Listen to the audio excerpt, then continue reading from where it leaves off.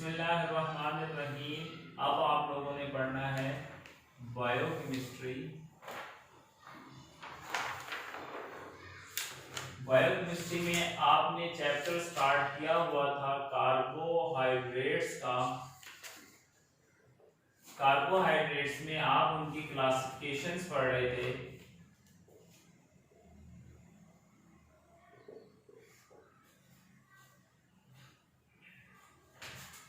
मैं आपको पहले थोड़ा सा रिव्यू दूंगा जो हमने कल पढ़ा, और फिर मैं आपको आज का बताऊंगा जो आज हमने पढ़ना है। ठीक है।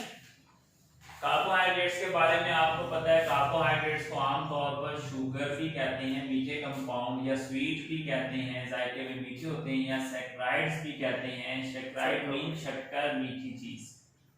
क्लासिफिकेशन में आपने पढ़ा इनकी मेजर 3 क्लासेस हैं। एक का नाम मोनोसैकराइड है।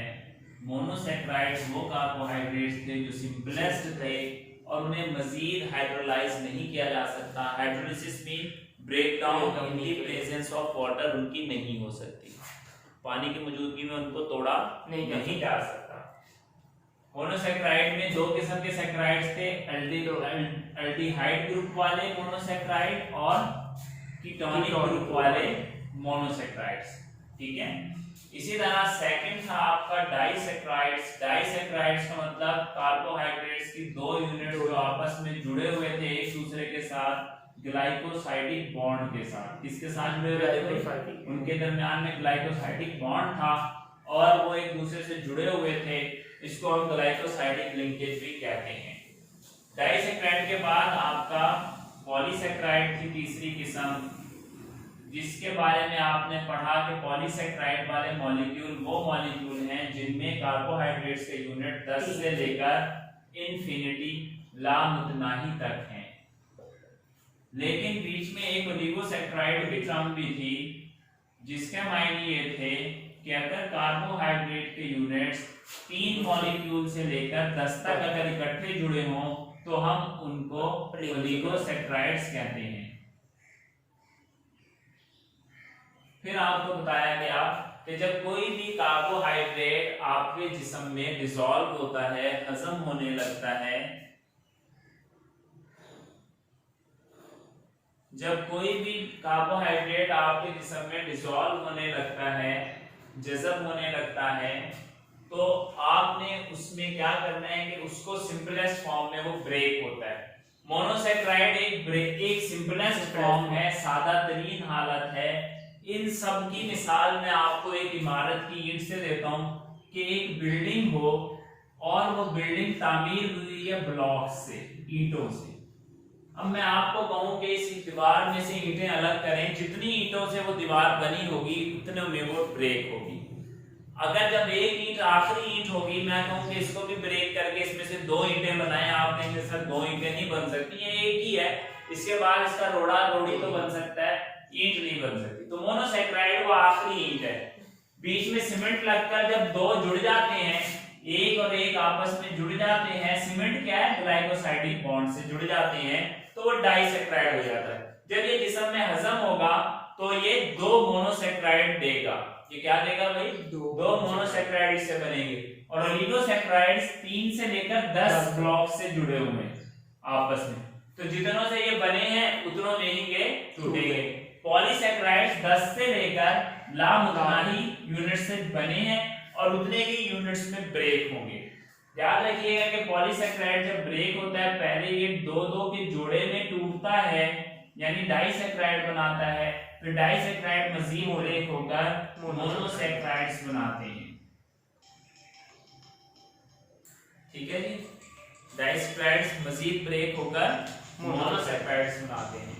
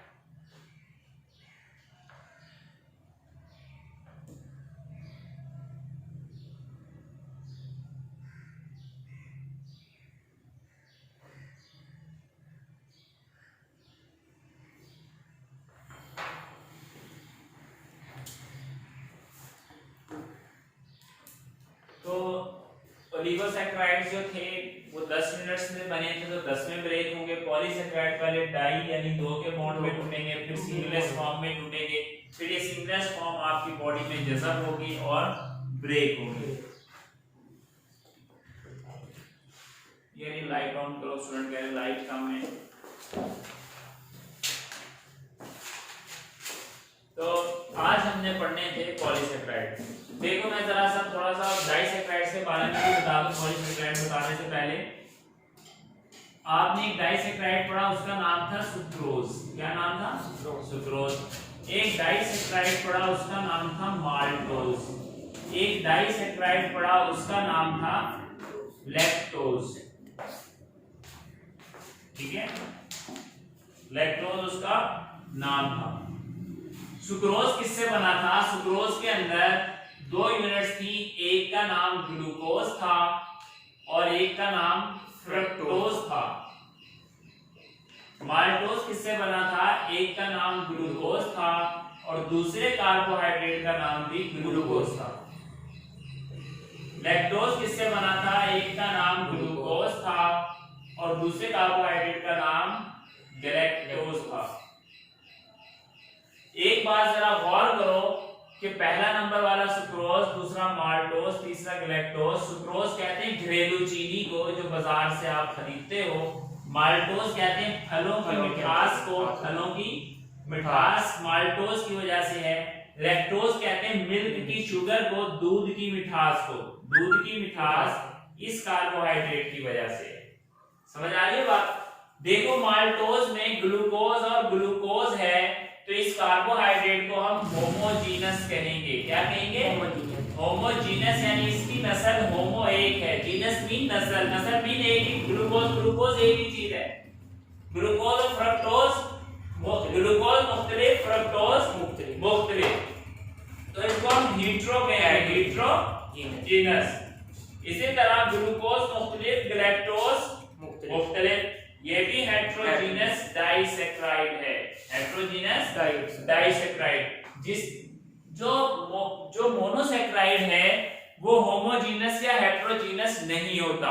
मोनो में तो कार्बोहाइड्रेट होता ही एक है। मोनो में क्या होता है भाई? कार्बोहाइड्रेट एक होता है और एक शख्स का ग्रुप नहीं बनता, जोड़ा नहीं बनता। जोड़ा किसका बनता है? एक से ज्यादा का, 2 हो, 3 हो, 4 हो, इन्हीं का ग्रुप या जमात बनती है। एक की तो जमात नहीं बनती ना। तो एक जैसे होंगे तो होमोजीनस, अलग अलग होंगे तो हेट्रोजीनस। जैसे हम सब इंसान हैं, अगर एक कमरे में सारे पाकिस्तानी रहते होंगे तो हम कहेंगे ये हमारे होमो हैं, होम वाले हैं, कंट्री वाले हैं, होमी हैं, हमारे मुल्क वाले हैं। अगर एक में बंगाली डाल दिए, अफ्रीकी डाल दिए तो वो हेट्रो, मुख्तलिफ। ठीक है, तो ये डाइसैकेराइड्स में सुक्रोज, ग्लूकोज और फ्रक्टोज से बनता है। दुनिया की सबसे मीठा कार्बोहाइड्रेट फ्रक्टोज है। फ्रक्टोज क्या है? सबसे मीठा है। ये शहद में पाया जाता है, ये मेल के स्पर्म्स में पाया जाता है और स्पर्म्स की पैदाइश करवाता है, नंबर ऑफ स्पर्म काउंट बढ़ाता है, मेल की फर्टिलिटी बढ़ाता है। और इसका जो सोर्स है हासिल करने का, वो हम किससे हासिल करते हैं? इसको सुक्रोज से। ग्लूकोज और फ्रक्टोज मिलकर सुक्रोज बनता है, डाइसैकेराइड बनता है। अगर आप फ्रक्टोज हासिल करना चाहते हैं तो शहद से निकल सकता है या घरेलू चीनी में होता है।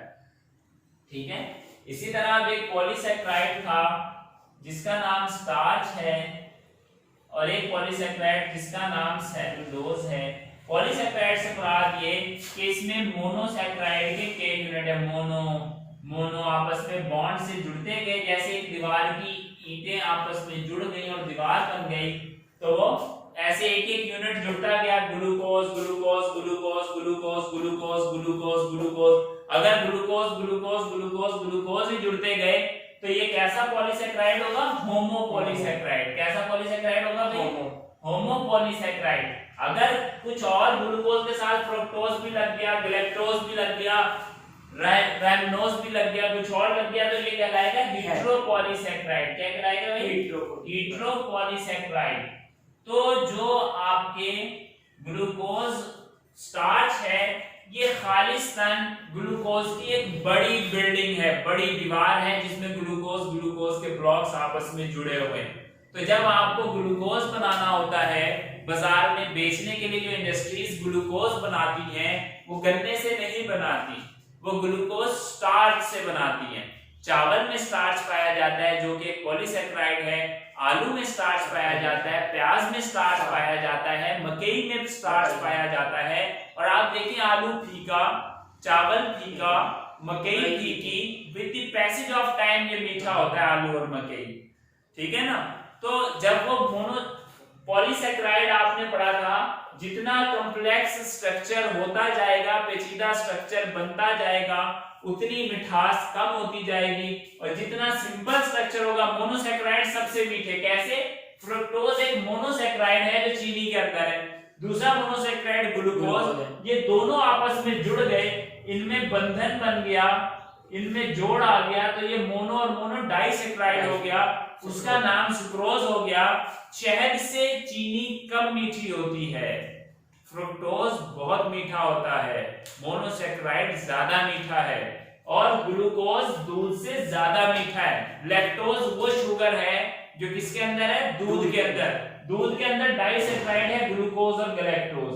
आप खाली ग्लूकोज का एक चम्मच लें और एक चम्मच दूध का लें जो मिल्क के अंदर शुगर है। दूध फीका होता है, ग्लूकोज मीठा होता है, क्योंकि जैसे जैसे स्ट्रक्चर कॉम्प्लेक्स हो रहा है, एक ब्लॉक दूसरे से जुड़ रहा है, तीसरा चौथा, उनका वजन बढ़ रहा है, उनकी मिठास खत्म हो रही है। स्ट्रक्चर तो बढ़ रहा है, मिठास खत्म हो रही है, ठीक है। तो अब यहाँ पर जो स्टार्च है वो फीका होता है, जब ये स्टार्च डाइसेकेराइड में कन्वर्ट हो जाता है तो इसमें मिठास आने लगती है, इसलिए आलू मीठा हो जाता है, ठीक है। आलू मीठा इसलिए हो जाता है, जमीन फीका आलू पैदा करती है। फल जब फीके होते हैं, कच्चे होते हैं, उनमें उस वक्त उनके अंदर स्टार्च होता है, ये स्टार्च डाइसेकेराइड माल्टोज में कन्वर्ट होता है, जब वो पकते हैं तो मिठास आ जाती है। समझ आ रही है बात? यानी स्टार्च ब्रेक होता है और दो दो के जोड़ों में टूटकर मीठा कर देता है, फल को, आलू को मीठा कर देता है, मकई को मीठा कर देता है। समझ रहे हो आप मेरी बात? इसीलिए जब हम ग्लूकोज कमर्शियली हासिल करते हैं तो स्टार्च को ब्रेक करके उससे ग्लूकोज बनाते हैं, क्योंकि स्टार्च में सारे मोनोसेकेराइड ग्लूकोज हैं। ये एक होमोजीनस पॉलीसेकेराइड है और सेलुलोज एक हेटेरोजीनस पॉलीसेकेराइड है। आज मैंने आपको पॉलीसेकेराइड पढ़ाना है, ओलिगोसेकेराइड के बारे में बताया था, नॉट इंपॉर्टेंट फिजियोलॉजिकली, हमारे लिए इतने अहम नहीं है, लेकिन सिर्फ यही था कि ओलिगोसेकेराइड में 3 से 10 यूनिट्स होती है कार्बोहाइड्रेट की। मतलब क्या है कि ओलिगोसेकेराइड एक ऐसी दीवार है जिसमें 3 से 10 ईंटें जुड़ी हुई हैं, ठीक है। तो आज हम पढ़ रहे हैं पॉलीसेकेराइड्स। ये आपको कल वाले लेक्चर का सारा मैंने रिव्यू दे दिया, सब रिव्यू। जिसने कल पढ़ा, नहीं पढ़ा, ज्यादा हो गया, कम हो गया, थोड़ा हो गया, जो शुरू से नहीं पढ़ेगा बच्चा, उसे कभी कुछ समझ नहीं आएगी। आप आते हैं डेली, इधर बैठ रहे हो, पढ़ रहे हो, इसको रिवाइज भी करना है, वरना मैं तो पढ़ाता रहूंगा। कोई सब्जेक्ट आसान होता है, कोई सब्जेक्ट दूसरे स्टूडेंट के लिए वही आसान सब्जेक्ट मुश्किल होता है, और एक स्टूडेंट के लिए मुश्किल सब्जेक्ट आसान होता है, दूसरे के लिए मुश्किल होता है। तो हर स्टूडेंट का कैलिबर अपना अपना होता है। पढ़ाने वाला हमेशा ईमानदारी से अच्छे से पढ़ाता है। आपको मैं बड़े अच्छे तरीके से पढ़ा रहा हूँ, यकीन माने कि इससे अच्छा तरीका और कोई हो नहीं सकता। आप दूसरे टीचर से भी यही लेक्चर पढ़कर देख लीजिएगा। जिस तरीके से आपको समझाया गया ये इंतहाई एक आला तरीका है, बुनियादी, जिससे बात जहन में बैठ जाए। पर केमिस्ट्री उसी वक्त समझ में आती है, एक खुश्क सब्जेक्ट है, इसमें बॉन्डिंग होती है, इसमें वैलेंसी का जिक्र होता है। अगर आपकी बुनियाद कुछ होगी 9वीं 10वीं में तो ही आप इनको समझोगे।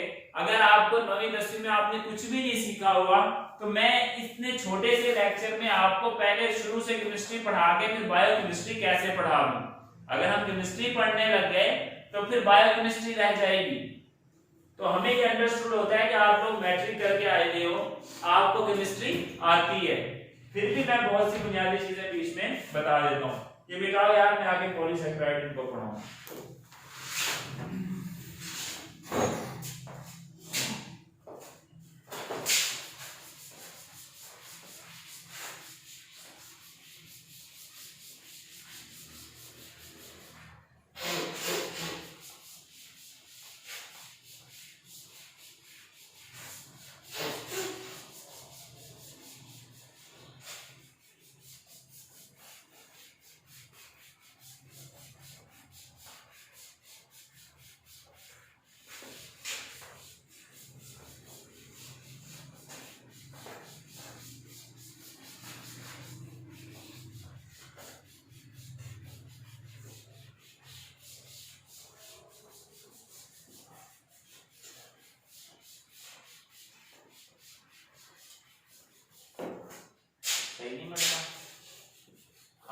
देख रहे हैं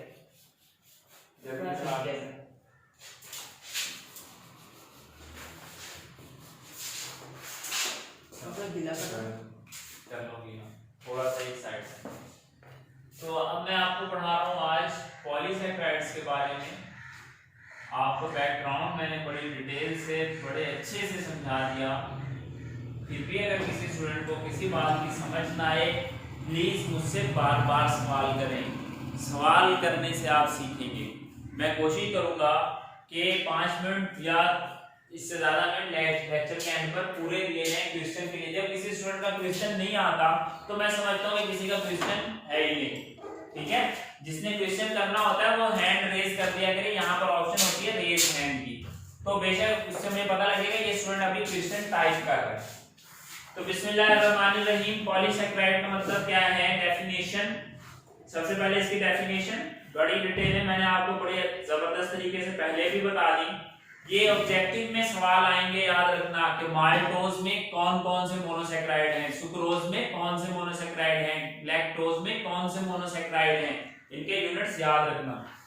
तो पॉलीसैकेराइड क्या है, having more than 10 sugar molecule, एक ऐसा कार्बोहाइड्रेट जिसके अंदर शुगर के मॉलिक्यूल 10 से ज्यादा हों। कितने ज्यादा, लामुतनाई। एंड गिव, और ये दें डाइसैकेराइड्स ऑन हाइड्रोलिसिस, जब इन पॉलीसैकेराइड्स की हाइड्रोलिसिस होती है। हाइड्रोलाइसिस मैंने आपको बताया था, हाइड्रो का मतलब होता है वाटर, लाइसिस का मतलब होता है ब्रेक डाउन, यानी पानी की मौजूदगी में किसी चीज का ब्रेक होना।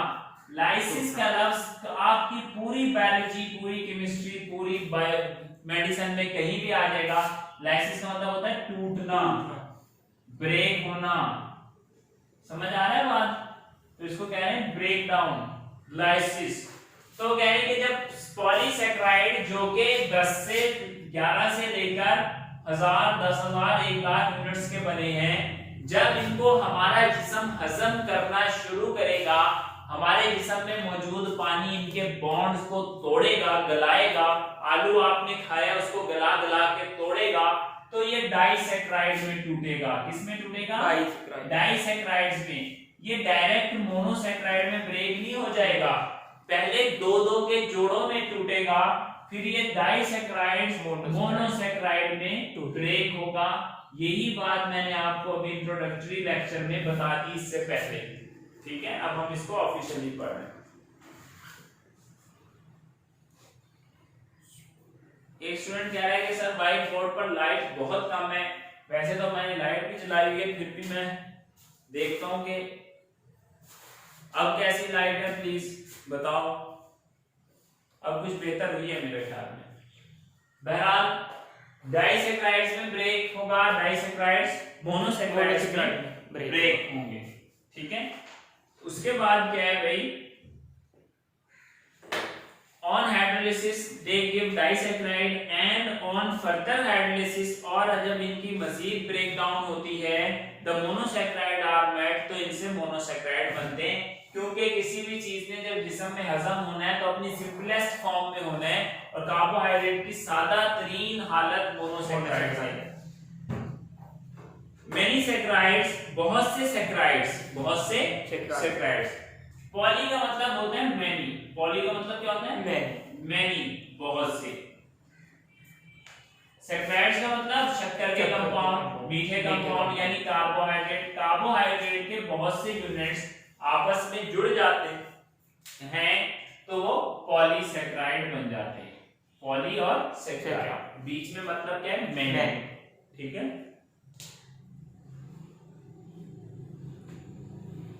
मैनी। जिन स्टूडेंट्स को आवाज कट कट कर आ रही है वो अपने नेट के सिग्नल्स को चेक करें, बाकी तमाम को आवाज क्लियर है। तो मेनी सैकेराइड जो हैं वो कह रहे हैं कि आपस में ज्वाइन हो जाते हैं टू फॉर्म पॉलीसैकेराइड्स, और इनसे पॉलीसैकेराइड्स बनते हैं। They are tasteless. वो कह रहे हैं कि पॉलीसैकेराइड्स क्या होते हैं, जबकि पॉलीसैकेराइड्स बन गए तो ये टेस्टलेस हैं। क्या है भाई? टेस्टलेस। टेस्टलेस। आपको बताया था कार्बोहाइड्रेट मीठे होते हैं, लेकिन गैर मुतवक्के तौर पर ये पॉलीसैकेराइड मीठे नहीं है। क्यों? इनका मॉलिक्यूलर स्ट्रक्चर बहुत बड़ा है। आपने पीछे पढ़ा था जितना बड़ा मॉलिक्यूलर स्ट्रक्चर होगा मिठास उतनी कम हो जाएगी। और मोनोसैकेराइड्स बहुत मीठे हैं, सबसे मीठा मोनोसैकेराइड फ्रुक्टोज है।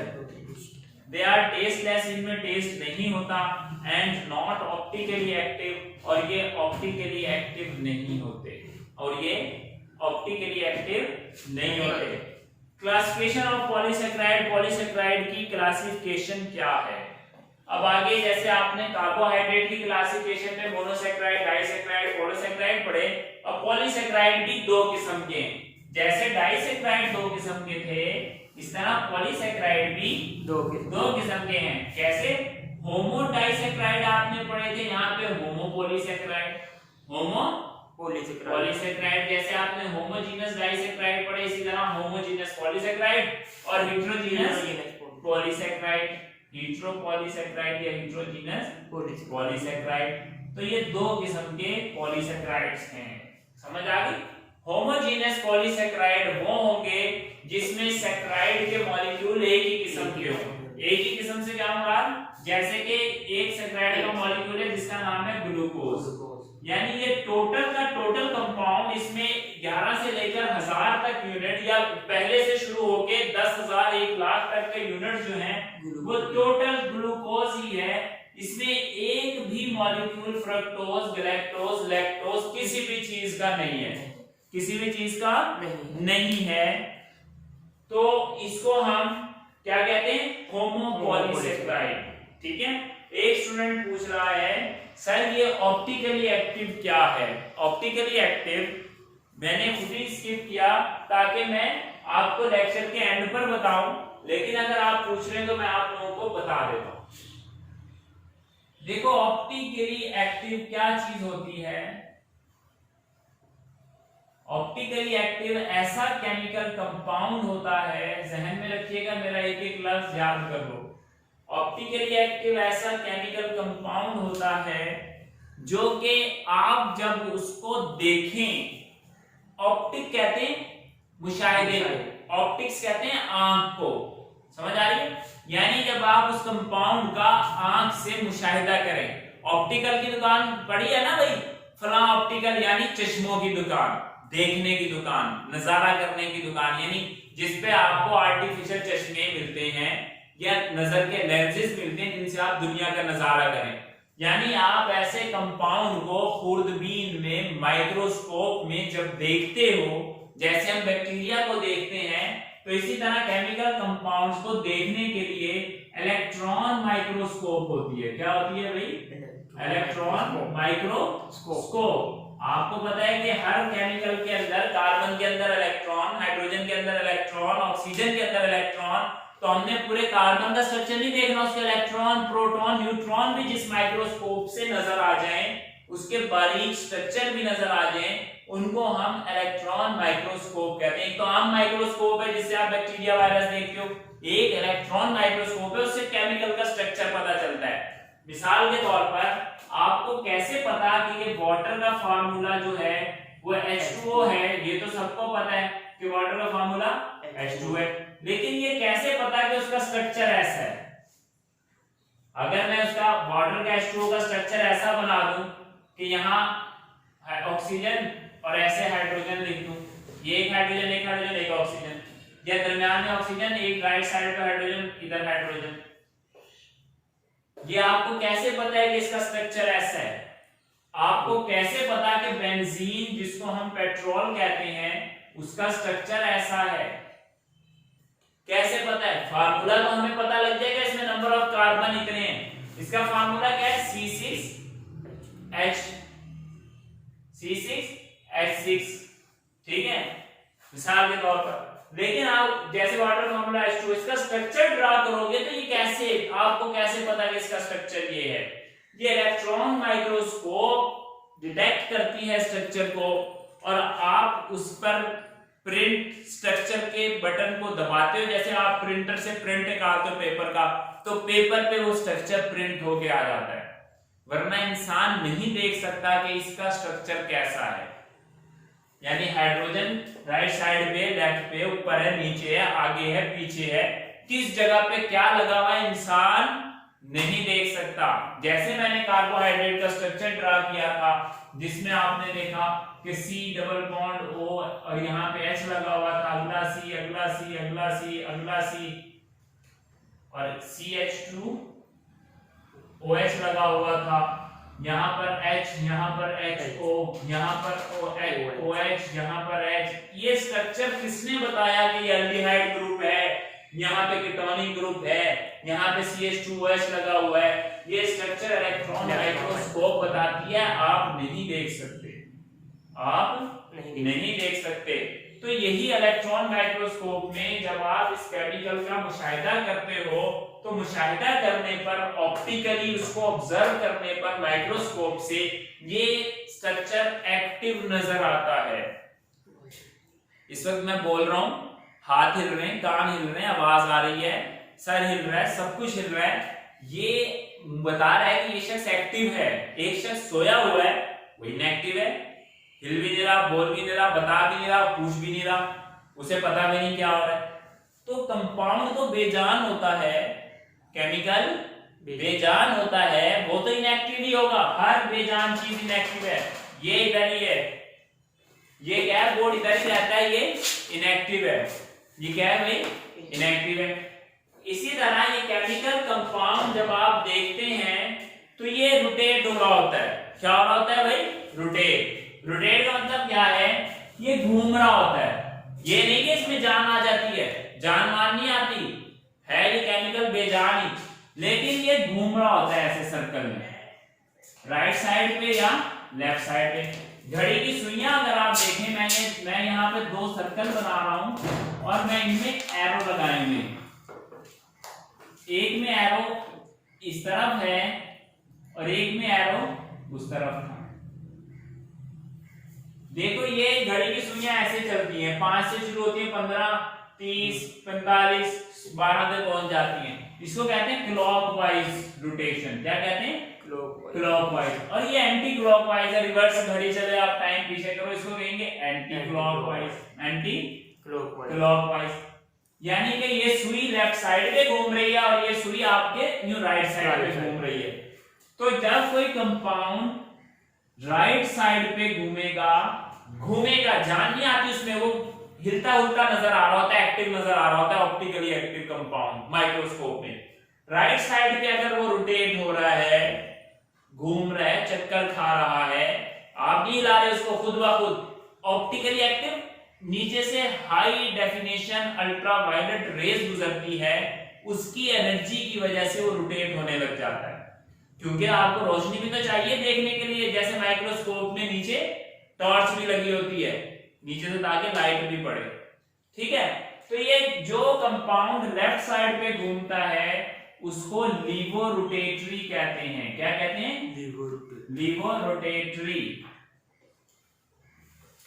और जो राइट साइड पर घूमता है लेफ्ट, ये राइट था और ये लेफ्ट, जो ऐसे चक्कर खा रहा हो एंटी क्लॉकवाइज, उसको लीवो रोटेटरी, जो राइट साइड पे उसको डेक्स्ट्रो रोटेटरी। याद रखिएगा, जब आप ग्लूकोज को माइक्रोस्कोप में देखते हो, ग्लूकोज को माइक्रोस्कोप में, कौन सी माइक्रोस्कोप में, इलेक्ट्रॉन माइक्रोस्कोप में देखते हो लाइट की मौजूदगी में, तो ये राइट साइड पर घूमता हुआ नजर आता है। किस तरफ रोटेट करता है ये, राइट साइड पे। ग्लूकोज ऑप्टिकली एक्टिव कंपाउंड है और इसके राइट साइड पर घूमने की वजह से ग्लूकोज का दूसरा नाम डेक्स्ट्रोज है। Dextrose, dextrorotatory, dextrorotatory. रोज ग्लूकोज का OS रोज आ गया और डेक्स्ट्रो से डेक्स्ट्रोज। आपने कल पढ़ा था कि ग्लूकोज का दूसरा नाम डेक्स्ट्रोज है, इसलिए ड्रिप पे लिखा होता है 5% डेक्स्ट्रोज की ड्रिप, 5% डेक्स्ट्रोज की ड्रिप। ठीक है, तो अब आपको पता चला कि मोनोसैकेराइड मोस्टली रोटेटरी होते हैं, ऑप्टिकली एक्टिव होते हैं, राइट या लेफ्ट रोटेट होते हैं। डाइसैकेराइड्स बहुत कम, जितना कॉम्प्लेक्स स्ट्रक्चर होता चला जाएगा, मिठास भी कम हो रही है, ऑप्टिकली इनएक्टिव हो जाते हैं, सुस्त पड़े रहते हैं, मोटे ज्यादा हैं, हिलजुल नहीं कर सकते थोड़ी बहुत एनर्जी पर। इसी तरह आपने बाजार में आप आप जाते हो, मेडिकल स्टोरों पर तुम्हारा वास्ता है, मेडिसिन से वास्ता रहेगा, आपने दो किस्म की दवाई देखी है, एक दवा का नाम है फ्लोक्सासिन और एक का नाम है लीवोफ्लोक्सासिन। लीवोफ्लोक्सासिन दर हकीकत फ्लोक्सासिन भी एंटीबायोटिक है और लीवो भी एंटीबायोटिक है। सबको मशहूर है, लीफ्लॉक्स के नाम से आती है, जेन लीवो के नाम से आती है। फ्लोक्सासिन नॉरफ्लॉक्सिन के नाम से आती है, ठीक है। ये फ्लोक्सासिन इनएक्टिव था, क्या था भाई? इनएक्टिव कैसे? जब इसे मुशाहिदा करते तो घूमता नहीं था, इसके स्ट्रक्चर में थोड़ी सी चेंज की गई तो इसकी रोटेशन लेफ्ट साइड पर हो गई, इसलिए इस कंपाउंड का नाम लीवोफ्लोक्सासिन पड़ गया। क्या पड़ गया? लीवोफ्लोक्सासिन पड़ने से ये ज्यादा एक्टिव हो गया, लीवोफ्लोक्सासिन बनने से लेफ्ट साइड पे रोटेट होने से जिस्म में इसकी अफादियत भी बढ़ गई। इसी तरह मार्केट में कंपाउंड आ रहा है लेंसोप्राजोल एक कैप्सूल है जो मेदे के इलाज के लिए दिया जाता है, मेदे की सोजिश वरम, जिसका मशहूर ब्रांड सिलांस है, सिलांस एसआर के नाम से कैप्सूल आता है 30 mg, और इसको उन्होंने डेक्सोरोटेटरी बना दिया, इसी में थोड़ी सी तब्दीली करके राइट साइड पे उसकी रोटेशन हो गई, एक्टिव हो गया एनर्जी के नतीजे में। तो एक्टिव होने की वजह से इसका नाम उन्होंने डेक्सलैंसोपराजोल, क्या नाम है? लैंसोपराजोल। उसका केमिकल नेम वही रहा, बस शुरू में डेक्स इजाफा कर दिया। फ्लोक्सासिन का केमिकल नेम वही रहा, शुरू में लीवो का इजाफा कर दिया। ये इजाफे करने से, इनका स्ट्रक्चर बदलने से इनकी केमिकल की अफादियत जिस्म में बढ़ जाती है कि हमारे जिस्म की लीस्ट एनर्जी पर भी ये अपना रिएक्शन शो करते हैं। और याद रखिएगा, जैसे कि ओमिप्राजोल और इसोमिप्राजोल, ये सब लोग शायद जानते हैं, ओमिप्राजोल एंड एस ओमिप्राजोल, जैसे नेक्सम और राइजिक, नेक्सम इसोमिप्राजोल, राइजिक ओमिप्राजोल, ये दोनों भी हैं तो ओमिप्राजोल ही, इसके आगे एस लगा हुआ है, ये भी इसकी रोटेशन की वजह से। एस का मतलब जरूरी नहीं कि हर बार कंपनी डेक्सोरोटेट या लिवोरोटेट, इसमें इसके स्ट्रक्चर में थोड़ी सी तब्दीली की जिसकी वजह से केमिकल की खसूसियात बदल गई, पूरा केमिकल आपने नया नहीं बदला, इसलिए उसका नाम भी थोड़ा सा चेंज करना पड़ा, ब्रांड नेम भी बदल गया। ये ऑप्टिकली एक्टिव या ऑप्टिकली इनएक्टिव कंपाउंड्स की मिसालें हैं। अब आपको पता चला कि ऑप्टिकली एक्टिव क्या होता है। ऑप्टिकली एक्टिव वो कंपाउंड्स होते हैं जब उनके स्ट्रक्चर को मुशाहिदा करने के लिए हम इलेक्ट्रॉन माइक्रोस्कोप में देखते हैं और उसमें हाई बीम अल्ट्रावायलेट रेज गुजारते हैं, तो उस रेज की एनर्जी से वो कंपाउंड स्ट्रक्चर ऐसे घूमता है, ऐसे चारों तरफ घूमता है। आप उस स्ट्रक्चर का मुशाहिदा चारों तरफ कर सकते हैं, जैसे कोई ड्रम हो, वो सामने खड़ा हो और एक ड्रम घूम रहा हो, उसकी चारों साइडें आपके पास आ रही, सामने खड़ा है, उसके पीछे जाके देखोगे क्या लिखा हुआ है, इधर जाके देखोगे क्या लिखा है, इधर जाके जो घूम रहा है वो अपना पूरा जिस्म आपको दिखा रहा है, खोल रहा है, नजर आ रहा है स्ट्रक्चर। तो ये स्ट्रक्चर ऑप्टिकली एक्टिव होता है। उसकी रीजन भी मैंने आपको बता दी, मिसालें भी आपको प्रैक्टिकल लाइफ से समझा दी। अगर कोई शख्स को समझ नहीं आई तो फिर भी मुझसे पूछ सकता है। मैंने इस ऑप्टिकली एक्टिव को इसलिए अवॉइड किया था कि ये हमारे लेक्चर का हिस्सा नहीं है, ये बहुत हाई केमिस्ट्री है, बहुत हाई लेवल की केमिस्ट्री है। आप बहुत छोटे लेवल के स्टूडेंट्स हैं, आपको ऑप्टिकली एक्टिव कंपाउंड्स के बारे में ठीक है ये तो पता होना चाहिए कि कोई आपसे बाजार में पूछ ले यार ये लीवोफ्लोक्सासिन है, लीफ्लॉक्स या जेल लीवो, और ये फ्लोक्सासिन है, दोनों में फर्क क्या है? ये ओमिप्राजोल है या इसोमिप्राजोल है? सिर्फ ईएस लगाने से कंपाउंड में क्या फर्क आ गया? ये लैंसोप्राजोल है, ये डेक्सलैंसोप्राजोल है, ये डेक्स क्या बला है? तो आपको पता होना चाहिए ये ऑप्टिकली एक्टिवनेस है उन कंपाउंड्स की जो कि बताती है कि इनकी ऑप्टिकली एक्टिव और इनएक्टिव होने से इनकी मेडिसिनली अफादियत कम या ज्यादा हो जाती है। बात समझ में आ रही है? तो मैं अवॉइड इसको इसलिए कर रहा था ताकि हमारा टाइम बच जाए। अब देखो ये बोर्ड पूरा भर गया, पहले भी भरा था जब इस चैप्टर को मैंने पॉलीसेकेराइड क्लासिफिकेशन को स्टार्ट किया था, और अब मेरे लेक्चर का टाइम खत्म हो गया है, तो मैंने ये पॉलीसेकेराइड फिनिश करना था, ठीक है। इस वजह से मैं आगे इसको आज कंप्लीट नहीं कर पा रहा हूं। अब एक स्टूडेंट पूछ रहे हैं मुशर्रफ नदीम साहब, सर लीवोफ्लोक्सासिन किस लिए इस्तेमाल होती है? मेरे भाई आप जब सेकंड ईयर में मेडिसिन पढ़ेंगे, ये उस वक्त का टॉपिक है, उस वक्त का सवाल है। लिवोफ्लॉक्सासिन एक एंटीबायोटिक है, जैसे कि अमोक्सिल, ऑगमेंटन, नोविडेट एंटीबायोटिक्स हैं, इस तरह ये भी एंटीबायोटिक है। और ये urinary tract infection, lungs infection, respiratory tract infection, nose, throat, ear, इनके इन्फेक्शंस में, स्किन के इन्फेक्शंस में और आपके जीआईटी ट्रैक्ट के इन्फेक्शंस में इस्तेमाल होती है। ठीक है, तो मैं यहाँ पर मेडिसिन नहीं पढ़ा रहा, बात कहाँ की कहाँ जाने से टाइम जाया हो जाता है। कल स्टूडेंट्स कह रहे थे सर बस करें मोनोसैकेराइड से, मुझे इन्होंने डाइसैकेराइड पढ़ाना मुश्किल कर दिया, हालांकि छोटा सा टॉपिक था। देखिए जब आप लोगों का इंटरेस्ट लूज होता है ना, आप मुझसे सवाल करेंगे तो मैं समझाऊंगा। मुझे क्या पता है आप सवाल नहीं कर रहे, तो मैं तो पढ़ाते ही चला जाऊंगा कि बस भी पढ़ो, कि इनको सब समझ आ रहा है, आसान है, पढ़ाए जाओ। ठीक है भाई, तो अब मुझे मजबूरन यहाँ पर लेक्चर खत्म करना पड़ रहा है। आप लोगों का कोई और क्वेश्चन है तो करें, क्योंकि ये हमारा टॉपिक पॉलीसैकेराइड का खत्म नहीं हो सकता।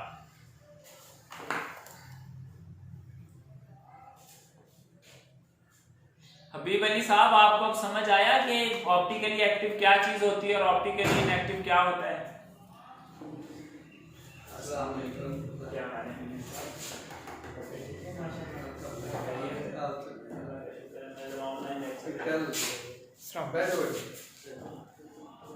और कोई स्टूडेंट जिसको समझ ना आई हो आज के लेक्चर की, कोई सवाल करना चाहता हो? मैं अभी 5 मिनट दे रहा हूं, जब तुम लोग टाइप नहीं करते